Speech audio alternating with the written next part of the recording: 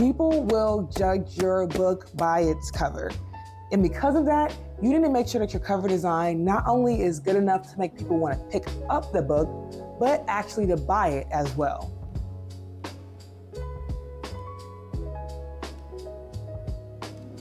Hi everyone, my name is Charisma Antoinette, your new favorite children's book author and librarian.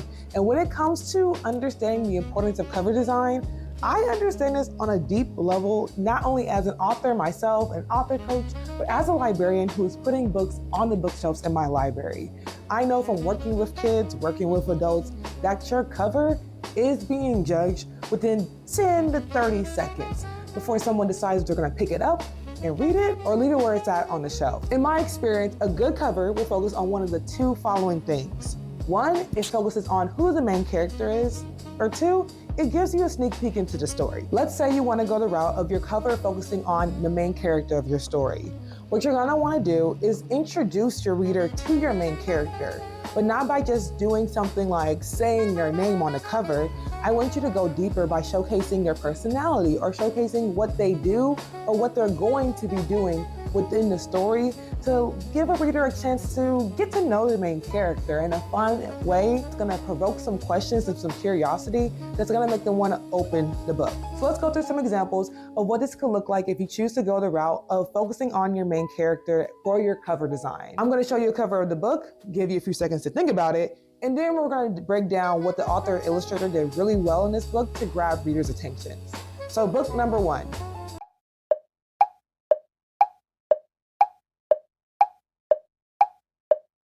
All right, so let's unpack this cover. So of course, as you saw, the title of this book is Big Tune, The Rise of the Dance Hall Prince. But outside of what the title is actually saying, looking at the font that was used for this title, it's giving very much so 90s hip hop. It's giving, Fresh Prince of Bel-Air.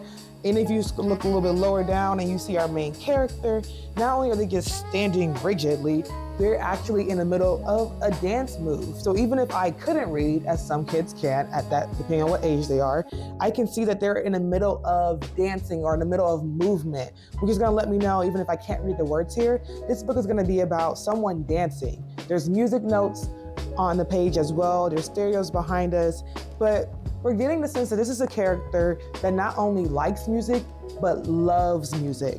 And maybe they could be a singer, they could be a dancer, they could be a DJ. There's so many things that they could be. And you see how I'm not really sure what this person is or what they do, but my curiosity is piqued enough because I've been given enough clues on the cover to want to figure out if my guesses are right about who this character is. And that makes this a great cover because it is piquing that curiosity by drawing me into the main character to want to learn more about them and what they're doing. It makes me want to learn a little bit more about them by actually opening up the book. Now let's go into book number two.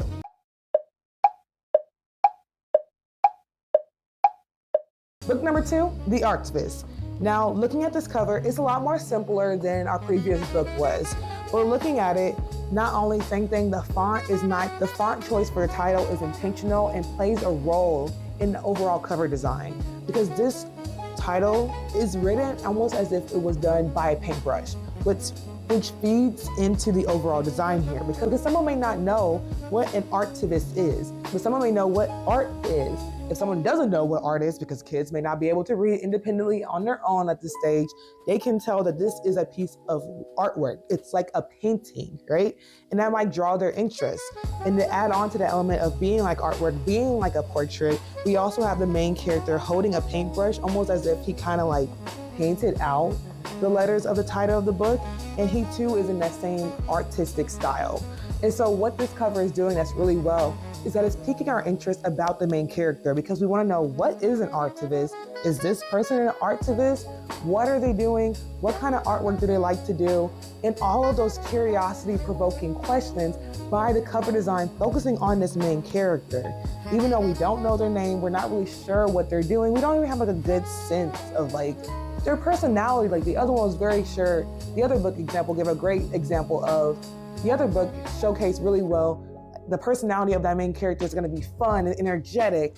This one is a little bit more calm, a little bit more subdued, and we're not getting a good vibe on their personality, but we know they like to do artwork. And for someone who is interested in art, this cover would grab their attention and make them want to open it up to learn a lot more. If you want to go the route of focusing on your main character, think about the ways in which you can provoke that curiosity for your ideal reader by focusing on the personality of your main character on the cover, or giving a little glimpse into the things that they enjoy doing on the main cover. So that way people can see themselves and see the interest that they have reflected on the cover enough to make them want to open up the book more. Now, if you want to go a different route for your cover design, try focusing on your story. Now, when you do this though, I want you to make sure that you're not giving away the entirety of your story. You can't tell everything that you told in all of your pages in your book on one page on the front. And you don't want to do that either because you don't want to spoil the book anyway. You want to give a good sneak peek into the story that makes them, again, ask questions and be curious to want to learn more. So let's go through this again. I'm going to show you some covers of some books, let you take your seconds to analyze it on your own, and then we're going to break it down to see what they did well. So here's book number 1. All right, let's talk about it. So book number 1, this book is banned, and something that's really cool about this cover is that it really does give you an opportunity to, again, be very curious about what they're going to talk about in the book and the way that they chose to highlight what the story is about. So this book is banned. You can see, like, if you look really closely on the cover, there is words underneath here that's matching the font of the overall title, but banned is written over those words. So it's already allowing you to get into the vibe of, we're going to talk about book banning. And if you look down at the bottom, there's this like colorful unicorn situation going on here. But if you look closely, his unicorn horn has an X on it. So again, this is going off of the idea of this is a book that's going to talk about book banning possibly. And we have a unicorn here, but he's not allowed to have his unicorn, like his little horn. Is that what it's called? That's what it's going to be called today. And if you even go like further over here in this corner, we have this little element of course, like the shush, like don't say anything. You look in this corner here, you have the do not written on this little corner flap, and you have like this little like turn here arrow that's like also crossed off. So this overall cover is giving you a peek into the story. It's making you be a little bit more curious because you could tell we're going to talk about book banning within this book. But even how they chose to do it creatively by having elements of the book cover be quote unquote banned or redacted or taken apart, it allows you to have a little bit of curiosity, but give you a sneak peek into what this book is going to be about. So book number 2 is the true story of the Three Little Pigs, one of my favorite adaptations of the typical Three Little Pig stories. But the cover design of this, I think, is really clever because it plays really well into what we all know about the Three Little Pigs, but kind of flips it on its head. It flips it on its head, but it flips it on its head to make a really engaging cover that makes you want to read it. So looking at it, if you look at it very closely, you can tell this is actually like a newspaper clipping situation going on here. You can tell because at the top it says like the Daily Wolf, right? Like a Daily Star, daily newspaper. And at the bottom it's kind of runched up with this little pig hand. So it showcases that this is a newspaper that a pig is reading about what happened to the Three Little Pigs. Of course, you have the big bad wolf here, but he doesn't look like how the typical big bad wolf looks like. You know, he looks a little bit elderly. He has these little glasses and stuff. But it has like this overall like vibe of, this is a newspaper reporting about what happened to the Three Little Pigs. A pig is reading it. This is not how I imagine the big bad wolf looking. So even on this side of things, it's a really creative element of let's talk about a story that we're all familiar with, but do it in a different way.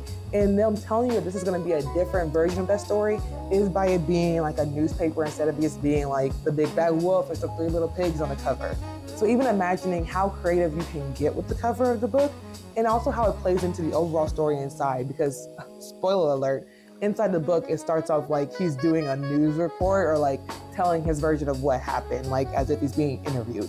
So a great way to showcase how you can talk about the story in an engaging way that makes people want to go, tell me more, and actually read the book. But I do want to mention that there are some covers that do both of these things, where they highlight the main character, pique your curiosity in that way, but they also are highlighting the story and piquing your curiosity there too. Now this takes a little bit more skill and finesse because that could be a lot going on in the cover, But if you're able to navigate the balance of both of those things, I think you're able to come up with a really creative cover too. So I want to go through some examples of this as well to showcase what it looks like if you go that route as well of doing both of those things together. So let's look at book number 1. So, school's first day of school. What this cover does well of blending both of those elements together of focusing on the main character in the overall story, this requires you to really zoom in and pay attention to this cover. So, your main character is on this cover. Now, it's not any of these kids or any of these adults that you see here, but it's actually the school itself is the main character. You can see that because what it does, if you pay attention, I say that because it took me a minute to realize this when I looked at the cover. The doors of the school are actually the face of the school. He has his eyes as the windows and his smiley face as like the little gray part, which is a really cool way to really highlight the main character. And so you can see he's here and now he's happy. He's excited because it's his first day of school, which I think is a really cool way to showcase the story that's gonna happen here. It's gonna be a story about him interacting with all these people on the cover, but you get to meet him and you get to meet all the other players in the story as well in a way that's not overwhelming for a cover design. But that's just one example of what it means to really blend in both focusing on the main character and the overall story. Let's talk about another example in book number 2. Book number 2 is Tallulah, the Tooth Fairy CEO. And as you look at this cover, it does a great job of being an example of a simplistic cover design that you can do, number 1. So you don't need to have a lot going on like the school's first day of school did to convey what your story is gonna be about. So I love this cover design for that. And I also think it's great because it does the great thing of showcasing the main character and also showcasing what the story is gonna be about. Again, a simplistic way, you don't have to overdo it. So here's our main character. She's the Tooth Fairy CEO. And what's really cool about her is that you're seeing her and you are probably asking yourself a lot of questions. She has no wings. She has no wand. Like, she doesn't look like the typical versions of what we know the Tooth Fairy to be. But she's really cute. She's fashionable. She's in this chair. So she's giving boss energy. She's giving CEO, but she's not giving fairy, right? So that level of confusion is doing a good job of you introducing your main character, introducing what they do, and piquing that interest of your ideal reader of like, how the heck is she the Tooth Fairy?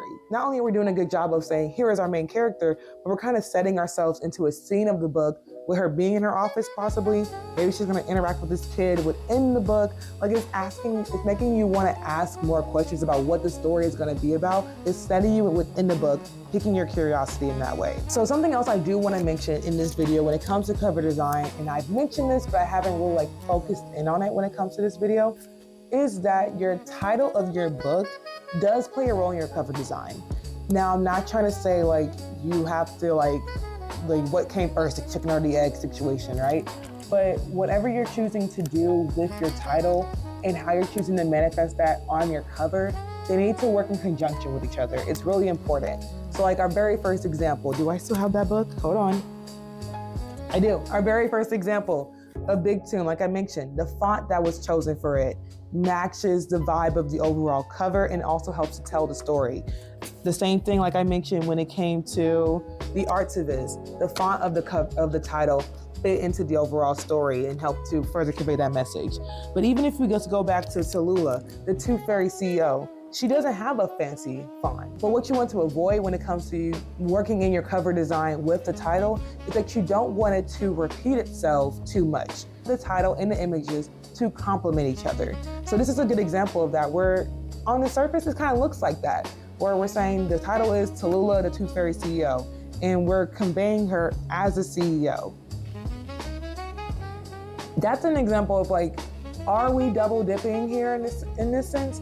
Yes, but we're doing it in a creative way that allows the reader to, again, like I talked about, subvert their expectations of what a Tooth Fairy CEO looks like and what the story is going to be about. So being mindful that as you're picking out the title of your book, how you want to incorporate that into the cover design, this one is just simply on here. There's nothing super fancy font about it whatsoever, but you want to make sure that the same way you will with your illustrations, your title and your images are working together. They're not doing the exact same thing, but they're working together to convey whatever message you want to do. So as you're figuring out what the design of your book cover should be, make sure you're doing one of the two things. you're focusing on the character or you're focusing on the story. But regardless of which one you pick, you want to make sure that it's provoking curiosity in your ideal reader that makes them want to not just pick up your book because the cover is cute, but open it up and read the pages to learn more and dive deeper into all the words that you worked really hard for someone to read. Now, if you like the tips that I gave in this video about how to do a good cover design for your next picture book, I suggest that you watch this next video on my channel about more terminology you need to know about before you hire an illustrator to get started in that process. So that way you're saving money at the beginning of your illustration process and not paying more money on the back end to cover up some mistakes.